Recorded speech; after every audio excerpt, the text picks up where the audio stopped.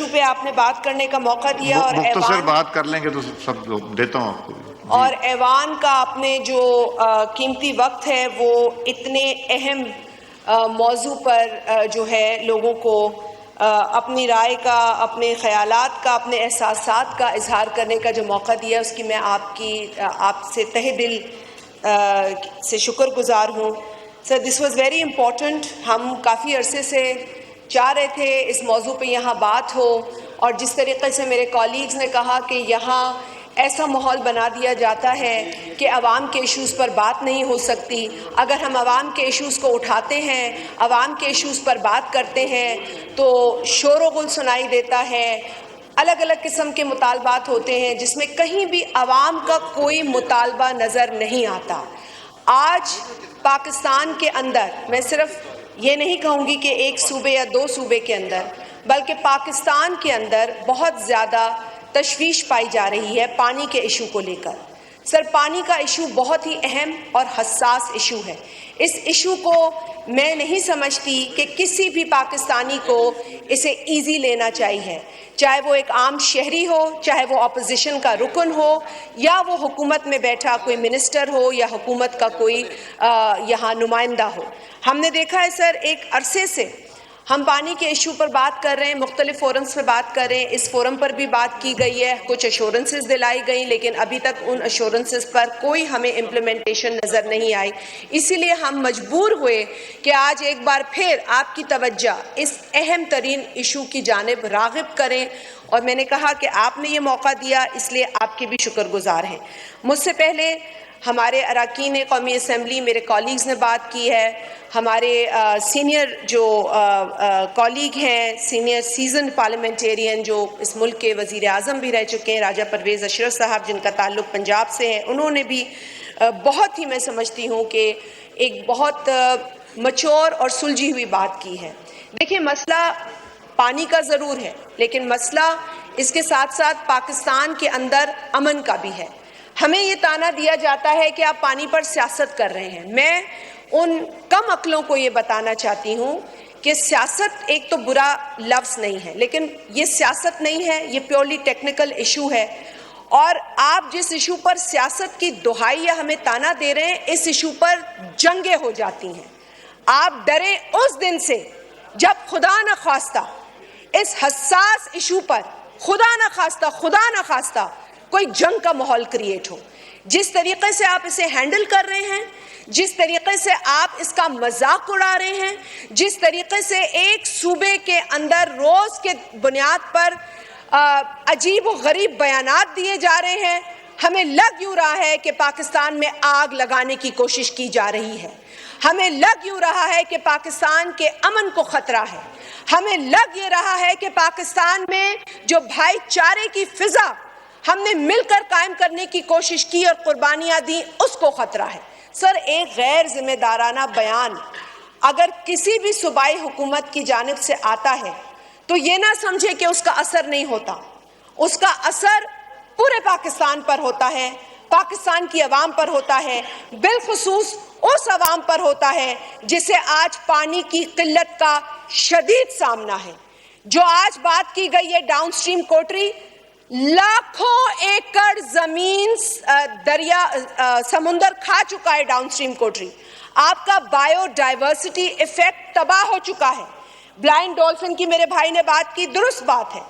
آپ delta region جا کے سٹڈی تو کریں، جائیں جن جن ممالک میں ڈیلٹا ریجن ہے، کس طریقے سے ڈیلٹا کو پروٹیکٹ کیا جاتا ہے، کس طریقے سے سویٹ اور سالٹ واٹر کو ملایا جاتا ہے ٹو انشور کہ آپ کا بائیو ڈائیورسٹی ایفیکٹ جو ہے وہ مضبوط رہے.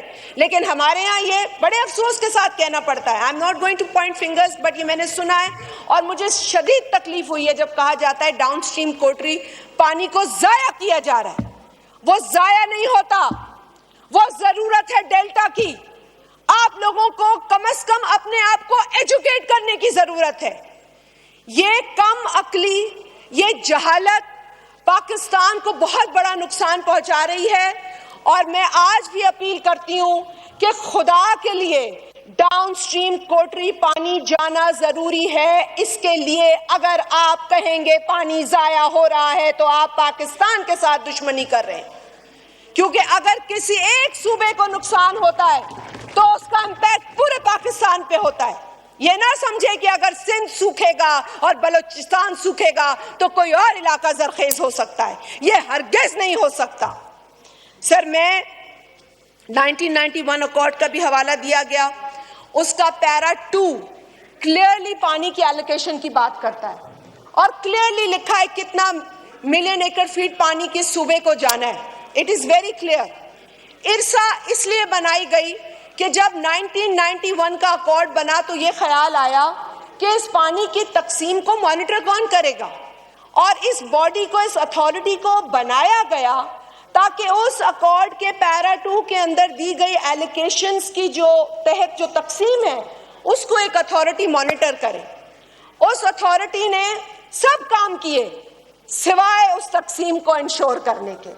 اس اتھارٹی نے میں الفاظ اس وقت بہت جو شدت سے آ رہے ہیں, میں کوشش کر رہی ہوں کہ جذبات میں نہیں بلکہ میں آپ کے سامنے حقائق کی بات کروں کہ سر جو ارسا نے کام کیے ہیں وہ صرف اکارڈ کے ساتھ دشمنی کی ہے. انہوں نے اکارڈ کو امپلیمنٹ نہیں کروایا, اس کی ایلوکیشن کو مانیٹر نہیں ہونے دیا, بلکہ جھوٹے سچے سرٹیفکیٹس بانٹتے پھرے. اور آج ہی ایک ایسا جھوٹا سرٹیفکیٹ جو ارسا نے جنوری 2024 میں جاری کیا تھا, اس کو سندھ ہائی کورٹ نے اس کو ریجیکٹ اور انلیگل کہتے ہوئے اسٹے آرڈر دیا. تو سر یہ کامیابی ہے اس عوام کی جو آج سرائے پائے احتجاج ہے, جو آج پانی کے لیے تڑپ رہے ہیں. میں صرف سر I know the time, I don't have enough time, but I just want to ask a few questions, sir. Just a few questions. جب ہمیں پتا ہے کہ, اور یہ ارسا خود کہتی رہی ہے کہ ہمارے پاس اکارڈ کی ایلوکیشن کے مطابق پانی دینے کی گنجائش نہیں ہے کیونکہ پانی ہی نہیں ہے. 114 ملین ایکڑ فیٹ سے سٹارٹ کیا, کم ہوتے ہوتے پانی کی کٹی کم ہو گئی ہے. Now we don't have water. مطلب اتنا بھی نہیں ہے کہ پوری ایلوکیشن دے سکے. مجھے یہ معلوم کرنا ہے یہاں پر بیٹھے ذمہ داران سے, یہ بتائیں کہ آپ پانی لائیں گے کہاں سے؟ ان 6 کنالوں کے منصوبے, اس کالے منصوبے کے لیے آپ پانی لائیں گے کہاں سے؟ کس کا پیٹ کاٹیں گے؟ کس کو بھوکا ماریں گے؟ کس کا قتل کریں گے کہ آپ کو یہ پانی ملے؟ تو اگر یہی سوچ جو کالا باغ ڈیم کے وقت میں تھی, جس ڈیم کو 3 صوبائی اسمبلیوں کی قرارداد کے ذریعے ریجیکٹ کیا گیا, سندھ, بلوچستان, خیبر پختونخوا.